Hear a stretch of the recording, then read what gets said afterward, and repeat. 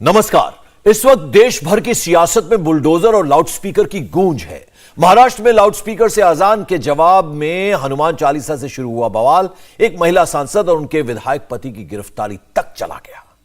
नेता एक दूसरे की आस्था पर सवाल उठाने लगे हैं, मगर जिस योगी ने बुलडोजर को कानून व्यवस्था की सख्ती का सिंबल बना दिया, वो अब प्रोजेक्ट लाउडस्पीकर को सफल बनाने में जुटे। क्या है सीएम योगी की कामयाबी का राज, देखिए हमारी इस रिपोर्ट में।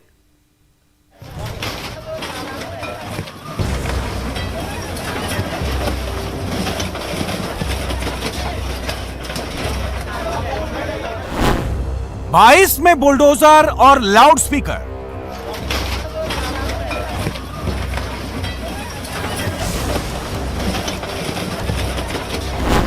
सियासी डिक्शनरी के दो keyword. Bulldozer BJP brand law and order का एम्बेसडर है, तो लाउडस्पीकर के खिलाफ एक्शन का रिएक्शन है। पॉलिटिकल एरिना में गुजरात से लेकर यूपी तक, महाराष्ट्र से लेकर मध्य प्रदेश तक शोर मचा है। बाबा बुलडोजर की ऐतिहासिक कामयाबी ने एक फॉर्मूला दे दिया है। गुजरात में टाउन प्लानिंग का बुलडोजर हिम्मतनगर के उसी इलाके में घुस गया जहां रामनवमी के जुलूस पर पत्थरबाजी हुई।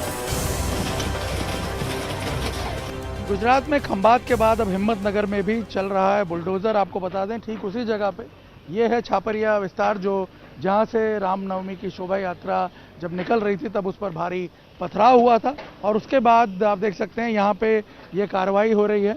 हालांकि जो नगर पालिका है उसके टाउन डेवलपमेंट विभाग की तरफ से बताया गया है कि ये रोड वाइडनिंग का काम चल रहा है, और उस रास्ते में जो ये मकान आ रहे हैं या जो भी स्ट्रक्चर्स उस रास्ते में आए हैं उन सबको हटाने की कार्रवाई इस वक्त यहाँ पे चल रही है। इनको बाकायदा पहले से कई बार नोटिस भी दिए गए थे। लेकिन आपको बता दें कि ये जो जगह है, ये जो जमात कस्बा जमात है यहाँ की, उसकी जगह है, किराए पे दी हुई थी, और इसमें कोई 2-3 लोग अपनी दुकानें भी चला रहे थे। अब आप देखिए, ठीक इसी जगह पे जब पथराव हो रहा है तो जाहिर सी बात है ये लोग पथराव करने में भी इन्वॉल्व रहे होंगे। और यहाँ आप देखिए, ठीक यही पूरा जो पीछे से क्राउड आया था, यहाँ से क्राउड जो है उसने आकर के पथराव वगैरह भी किया था। इस जगह को अब पूरी तरह साफ किया जा रहा है बुलडोजर से। यहाँ पे कुछ कच्चे झोपड़े भी थे। लोगों ने बुलडोजर देखा तो खुद ब खुद अपना कंस्ट्रक्शन तोड़ने लगे।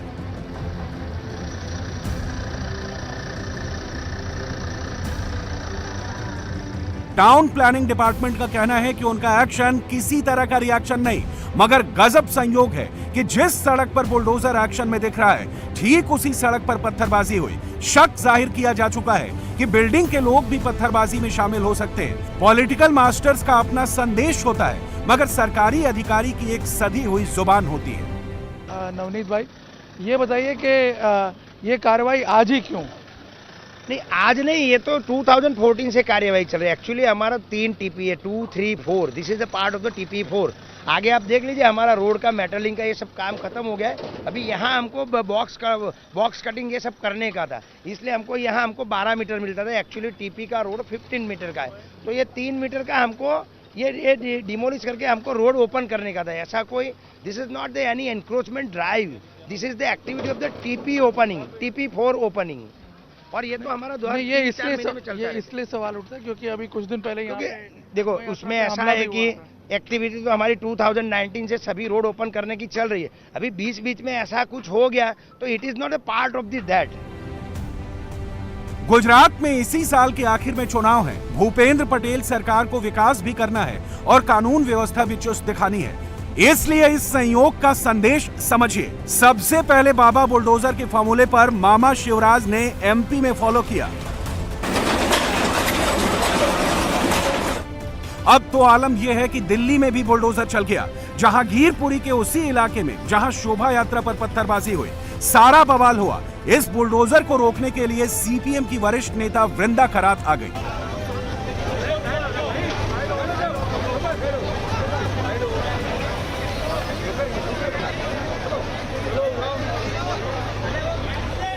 इस फोटो ऑप की अहमियत भी समझिए।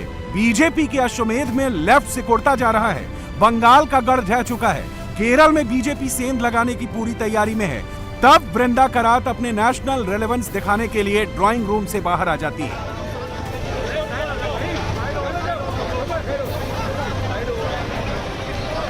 हालांकि वृंदा करात से ज्यादा तेजी जमीयत उलेमाए हिंद ने दिखाई। बुलडोजर पर रोक लगाने के लिए सुप्रीम कोर्ट का दरवाजा खटखटाया। कोर्ट ने सभी पक्षों को नोटिस जारी कर बुलडोजर के एक्शन पर तत्कालिक रोक लगा दी। मगर एमसीडी ने अवैध निर्माण पर कार्रवाई के लिए एक बड़ा प्लान बनाया है। इसमें शाहीन बाग, ओखला, जसोला विहार, सरिता विहार और संगम विहार जैसे इलाके शामिल हैं। मगर इसमें कोई शक नहीं कि बुलडोजर एक सिंबल है। सख्ती से कानून व्यवस्था का, शासन का एक बाल बुलंद होता है।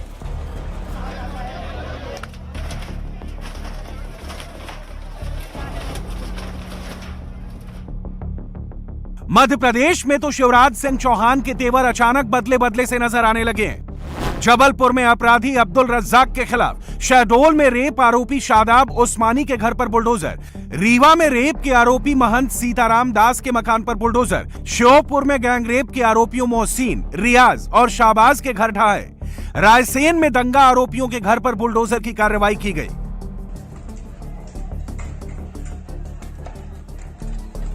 और खरगोन में तो शोभा यात्रा पर हमला करने के आरोपियों को चिन्हित कर उनके घरों पर बुलडोजर चलाए। हिंसा भड़कने के बाद से ही वहां कर्फ्यू लगा था, मगर अब पूरी तरह शांति का माहौल है। गृह मंत्री नरोत्तम मिश्रा ने यह कहते हुए खुद लीड ली थी कि जहां से पत्थर आए वो घर पत्थर के ढेर में तब्दील कर दिए जाएंगे। अब खरगोन में शांति को बड़े बुलंद तरीके से बताते हैं। खरगोन में अब पूरी तरह से शांति है। दिन का कर्फ्यू पूरी तरह से हटा लिया गया है। एहतियात के तहत रात का कर्फ्यू अभी है। जैसी ऐसी स्थिति और सामान्य होती है तो उसे भी हटाएंगे। खरगोन सांसद पर कार्रवाई होगी इस तरह का भड़काऊ बयान देने के लिए? अभी सुनता हूं, मेरे को तो अभी आपने सूचना दी है मुझे।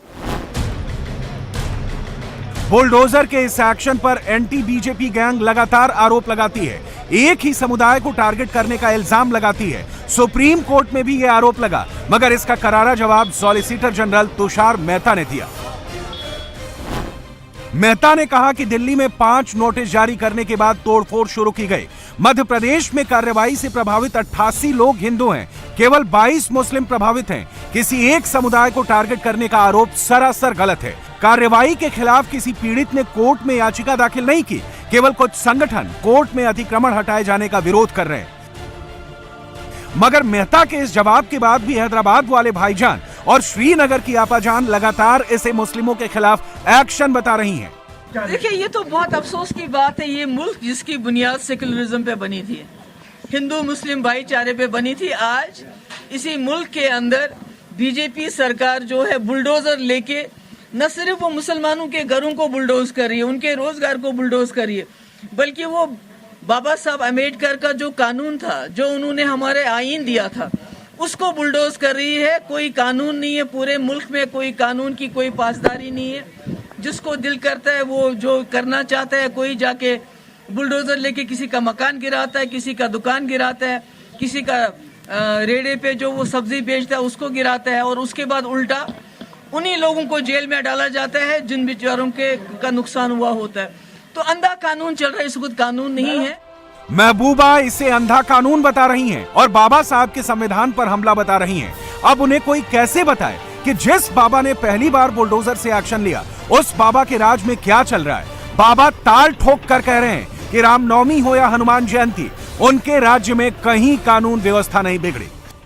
अभी परसों रामनवमी की तिथि थी। 25 करोड़ की आबादी यूपी में रहती है।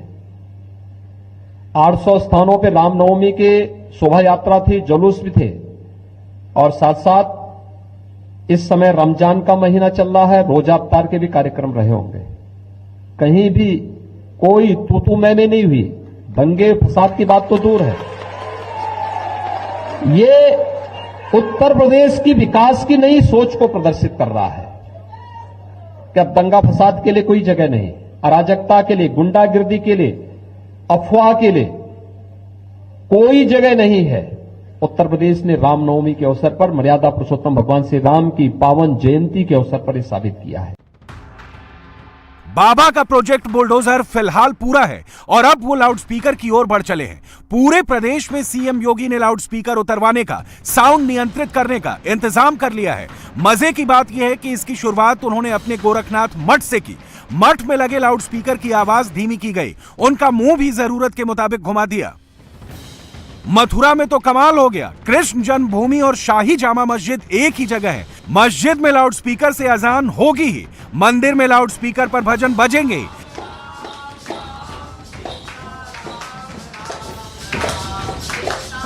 योगी की पहल पर मंदिर का भी लाउडस्पीकर बंद हुआ और मस्जिद का भी। फिलहाल पूरे राज्य में सर्वे चल रहा है। राज्य सरकार की कोशिश है कि ज्यादातर लोग अपने धर्मस्थलों पर लगे लाउडस्पीकर खुद उतार लें। मैं इस वक्त नोएडा की सबसे बड़ी मस्जिद जामा मस्जिद में हूँ। ये नोएडा के सेक्टर 8 में है। इस मस्जिद के प्रांगण को आप देखिए, एक साथ यहाँ पे हजारों लोग नमाज अता कर सकते हैं और रमज़ान के दिनों में प्रशासन के द्वारा जो गाइडलाइंस जारी की गई थी उसका पालन करते हुए अब यहाँ से जो अजान होती है उसकी आवाज़ कम कर दी गई है। पहले एम्पलीफायर पर 9 तक वो साउंड हुआ करती थी, जिसको कम करके 2 कर दिया गया है।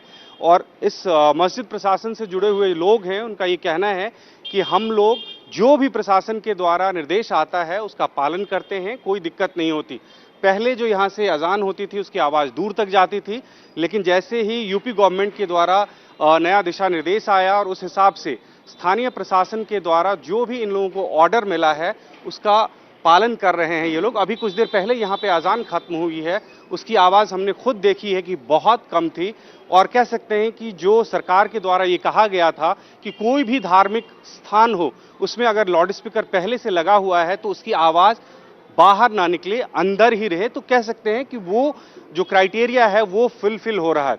आप ये देखिए कि इतने बड़े प्रांगण में एक साथ हजारों लोग नमाज अता करते हैं और यहाँ से अजान की आवाज़ बहुत दूर तक पहले जाती थी, लेकिन अब जो प्रशासन के द्वारा कहा गया है उसका पालन हो रहा है यहाँ पे। यहाँ तक कि मस्जिद प्रशासन से जुड़े हुए लोग बता रहे हैं कि आज भी कुछ लोग आए थे डेसिबल मीटर लेके और उन्होंने खुद आवाज़ चेक किया है कि आवाज़ बहुत दूर तक नहीं जा रही है, सब कुछ ठीक है, उसके बाद यहाँ से गए हैं। तो कह सकते हैं कि एक तरफ नोएडा प्रशासन के द्वारा 900 ऐसे धार्मिक जगहों को नोटिस दिया गया है कि वो जो सरकारी नियम है उसका पालन करें, वहीं दूसरी तरफ तमाम ऐसे धार्मिक जगह हैं जहां लोग खुद से उसका अनुसरण कर रहे हैं। नोएडा सेक्टर 8 के जामा मस्जिद से चंद कदमों की दूरी पे दुर्गा मंदिर है। हमारे ठीक पीछे ये मंदिर है, आप देख सकते हैं। इसमें अभी भी कंस्ट्रक्शन चल रहा है, पीछे गुम्बद बन रहा है और जो सरकारी आदेश है उसका पालन यहाँ भी हो रहा है। अगर हमने ये देखा कि जामा मस्जिद में अजान की आवाज़ कम कर दी गई है तो यहाँ पे भी लाउड स्पीकर तो है, लेकिन मंदिर से जुड़े हुए लोगों का ये कहना है कि उसको हमने बंद कर दिया है। बात करते हैं हम। सर, क्या नाम है आपका?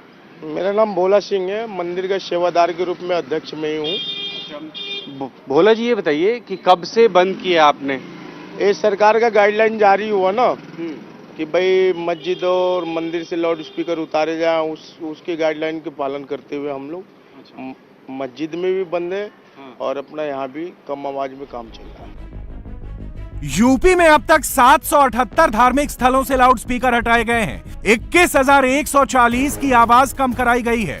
आगरा जोन में 30, गौतम बुद्ध नगर में 19, कानपुर जोन में 13, सबसे ज्यादा 711 लाउडस्पीकर लखनऊ से हटाए गए। हमारे पूजा अर्चना से किसी अन्य को कोई कठिनाई न हो और इसको देखते हुए भी ये कार्रवाई की जा रही है। और बहुत सारी चीज़ें जो है लोग करते हैं, इससे ये नहीं पता चलता कि दूसरे को कितनी असुविधा हो रही है, लेकिन जब ये चीज़ें इंगित की जा रही हैं तो, और इसमें हमारे थानाध्यक्ष भी सम्मिलित हैं तथा प्रशासन तथा जो लोग प्रदूषण से संबंधित हैं विभाग के लोग, वो सभी लोग मिलके इन चीज़ों को करा रहे हैं। जैसे अभी आपने बताया कि 125 के करीब हटा दिए गए हैं लाउडस्पीकर्स और आवाज़ भी कम कर दी गई है, कितने आपको पूरे उत्तर प्रदेश में कुछ ऐसी फिगर्स आई कितने इस तरह से अवैध तरीके के लाउडस्पीकर धार्मिक स्थानों में लगे? नहीं, इसका सर्वे भी हम लोग लगातार करते जा रहे हैं। हमारा कोई टारगेटेड नहीं है कि हमको ये इस फिगर को अचीव करना है। हमारा है कि हम इस माननीय कोर्ट के आदेश का जितना अनुपालन करा लें और एक ध्वनि प्रदूषण को कम कर लें। सुनी आपने एडीजी लॉ एंड ऑर्डर की बात। योगी अपने प्रोजेक्ट लाउड स्पीकर में भी तकरीबन कामयाब हैं। ये हाल तब है जब महाराष्ट्र में अजान बनाम हनुमान की जंग एक महासंग्राम में तब्दील हो चुकी है। एक सांसद और उसके विधायक पति जेल में हैं। बीजेपी के एक वरिष्ठ नेता की शिकायत है कि उसके नाम से फर्जी एफआईआर दर्ज कराई गई। पुलिस पर कानून व्यवस्था संभालने की बजाय पॉलिटिकल मास्टर्स के इशारे पर काम करने के आरोप लग रहे हैं और सीएम घंटाधारी और गदाधारी के मुहावरे में धमकी देते हैं। तो इस वक्त लखनऊ के मंदिर मस्जिदों से लाउडस्पीकर उतारने की कवायद जारी है। लखनऊ की रोशन अली मस्जिद से लाउडस्पीकर उतारने का नोटिस दे दिया गया है। हमारी यूपी ब्यूरो चीफ रुचि कुमार इस वक्त वहीं मौजूद है, देखते हैं उनकी ये रिपोर्ट। उत्तर प्रदेश में योगी आदित्यनाथ के आदेश के बाद अब तक 778 धार्मिक स्थलों से लाउडस्पीकर्स हटाए जा चुके हैं जो मानक के हिसाब से ज़्यादा आवाज़ कर रहे थे। इसके अलावा 21,140 लाउडस्पीकर्स की आवाज़ कम हो चुकी है। लखनऊ का ये कैसरबाग इलाका है और यहाँ की ये मस्जिद है। यहाँ पर पुलिस की टीम आई है। इस मस्जिद में आपने क्या पाया, किस तरह से कार्रवाई कर रहे हैं? हमारी कार्रवाई जो है, जो सबसे पहले हमारे ये बताना चाहेंगे कि जो विभिन्न स्थल है उसमें जो ध्वनि उत्पादक सामग्री हैं, चीज़ें हैं, जैसे माइक है, गाँव फोन, इन सब की एक लिमिटेशन शासन द्वारा तय कर दी गई है। इनफैक्ट इस संबंध में बहुत पहले ऑनरेबल सुप्रीम कोर्ट का भी एक निर्देश है, गाइडलाइन है। उसी गाइडलाइन के तहत, इन दोनों गाइडलाइन के तहत हमने सबसे पहले लोगों को जानकारी देने के लिए उन हर जो ऐसे स्थान है जहाँ पे माइक वगैरह लगे हुए हैं उनको हमने नोटिस सर्व की हमारे तरफ से। इस नोटिस में स्पष्ट लिखा हुआ है कि आदेश कौन सा है और कितने तक की आवाज़ हम अलाउ कर सकते हैं, पहली बात।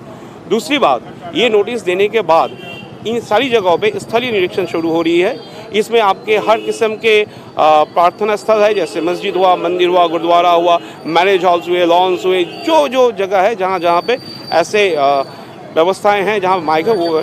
उसके बाद हम इनके स्थलीय निरीक्षण में आ रहे हैं चेक करने के लिए क्या जो हमने नोटिस सर्व किए उनका इम्प्लीमेंटेशन हो रहा है कि नहीं। पहली बात, लोग समझ पा रहे हैं कि नहीं इस आदेश को, और दूसरी बात, इम्प्लीमेंटेशन करवा पा रहे हैं कि नहीं।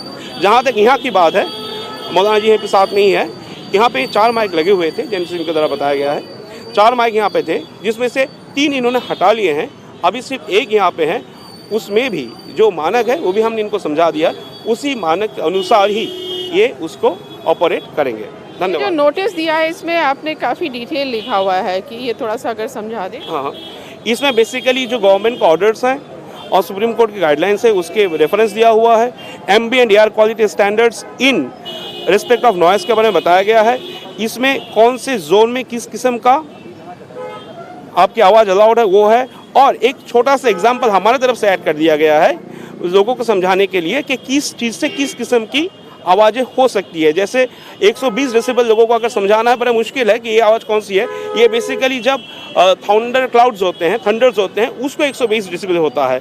उस हिसाब से जब 20 डेसिबल मतलब जहाँ पे पत्ती गिननी तक की आप आवाज़ सुन सकते हैं उसको 20 डेसिबल बोला जाता है। तो यहाँ का जो लिमिट है वो 70 से 75 डेसिबल का है, दिन और रात में अलग अलग। उसी चीज़ को क्लैरिफाई भी हम लोग अलग से कर रहे हैं ताकि इस ऑर्डर को इम्प्लीमेंट करने में लोगों के अंदर कोई कन्फ्यूजन ना रहे। कहीं दिक्कत भी आ रही है, लोग कुछ उसका विरोध कर रहे हैं? जैसे मैं बताया हूँ कि हमेशा ही क्या होता है, कोई चीज़ को ना समझने के वजह से, कन्फ्यूजन के वजह से लोग आपत्ति करते हैं। लेकिन जैसे हमने पहले नोटिस दिया, फिर उनको समझाने की कोशिश की डेसिबल क्या है। जब इनको ये चीज़ समझ में, ये तथ्य समझ में आ गई और सबको पता है, वो सब सारे नागरिक, सारे संस्था को पता है, ये जो आदेश है ये आम जनता के लिए है, किसी एक व्यक्ति विशेष के लिए नहीं है। तो ऑब्वियसली सभी मान रहे हैं क्योंकि जो लार्ज पॉपुलेशन है उनको इससे सबसे ज़्यादा राहत मिल रही है। धन्यवाद। तो ये कैसरबाग की रोशन अली मस्जिद है, यहाँ पे इनको नोटिस दिया गया है। क्या नोटिस आपको दिया गया है? ये नोटिस लाउड स्पीकर पहले 4 लगे थे, 3 हटा दिए मैंने, 1 का अब दिया है, 1 लगाएंगे और फिर 3 पॉइंट आवाज़ जिसमें जो दिए है आवाज़ उसी के हिसाब से आवाज़ रखी जाएगी। ये जो सरकार का आदेश है इसको सही मान रहे हैं आपकी? लोगों को दिक्कत होती है क्योंकि आवाज़ नहीं, अब हमने ऐलान करा दिया मस्जिद के अंदर, अपने अपने मोबाइलों पे अजान का टाइम सेट कर लीजिए आप लोग और उससे दिक्कत नहीं होगी। लेकिन जो आवाज़ होती थी उसको हमने बिल्कुल सरकार के आदेश के अनुसार कम कर रखा है। इस फैसले को सही मान रहे हैं? जी जी जी, फैसला जी सही है। हमें तो जिस 3 लाउड स्पीकर हटा दिए आपने, जी सही है? हमको तो सरकार का फैसला मानना है बस, और हमको बस देश में अमन और सुकून ही चाहिए। हमको सरकार के आदेश का पालन करना है, बस हम यही चाहते हैं। नमाज से पढ़ने वाले नमाज आ ही जाएंगे मस्जिद में, उनके मोबाइल में मैंने सेटिंग करा दी है। तो इस तरह से लखनऊ में सबसे ज़्यादा 711 लाउड स्पीकर्स हटाए गए हैं, और जैसे इस मस्जिद में लाउड स्पीकर्स हटाए हैं, और इनका कहना है कि इससे कोई किसी तरह की उनको या नमाजियों को दिक्कत नहीं हो रही। लखनऊ के अमीनाबाद का ये प्राचीन हनुमान मंदिर है, और यहाँ भी पुलिस की टीम पहुँची है। इस मंदिर में या जो लखनऊ के बाकी धार्मिक स्थलों पे आप जा रहे हैं, किस तरह से सर्वे कर रहे हैं? जो हम लोगों ने ऑलरेडी इन्फॉर्मेशन या हमारे नोटिस साफ हुए हैं सारे जगहों पे, उसमें चीज़ हम देखना चाह रहे हैं। प्रायतः पहला, उनको वो लेटर समझ में भी आया है कि नहीं, उसमें कंटेंट क्या है, क्योंकि वहाँ पे साउंड, डेसिबल्स, इन सब चीज़ों के बारे में बात कर रहे हैं। फर्स्ट वो उनको समझ में आया। दूसरा, समझने के बाद वो लोग उस चीज़ को प्रॉपर्ली इम्प्लीमेंट करवा पा रहे हैं कि नहीं। जैसे आप जानते हैं हमारे महान एवं प्राचीन हनुमान मंदिर है, जिसका अभिलेखों में 1910 से यहाँ ये स्थापना हुई थी, उसकी बारे में चर्चा है। ऐतिहासिक मंदिर है। इसमें आप देखेंगे तो ऑलरेडी इनके द्वारा सिर्फ एक ही इनका माइक चल रहा था, वो भी उतनी वॉल्यूम में चल रहा है जो इस मंदिर के परिसर के अंदर ही है। तो इसीलिए इन्होंने ढंग से इसको पढ़ा, समझा, और जो है प्रॉपर तरीके से इसकी इम्प्लीमेंटेशन कर रहे हैं। इनको आप बताएगा आगे भी जो भी आपका फर्दर कार्यक्रम है, जो गवर्नमेंट की गाइडलाइंस है, उसको काइंडली फॉलो करें। कितनी जगह लखनऊ की कुछ आइडेंटिफाई की हैं जहां आपको इस तरह से सर्वे करना है या चेक करना? हमारे पास करीब 250 या 300 के आसपास के मंदिर, मस्जिद, गुरुद्वारा मिला के हैं। तो over a period of time, एक दिन में सब संभव नहीं है, लेकिन नोटिस हम सबको दे दी है। Over a period of time survey भी करना शुरू करेंगे, जिसका मेन उद्देश्य ये है कि लोगों को अवेयर करना कि ऑर्डर में है क्या।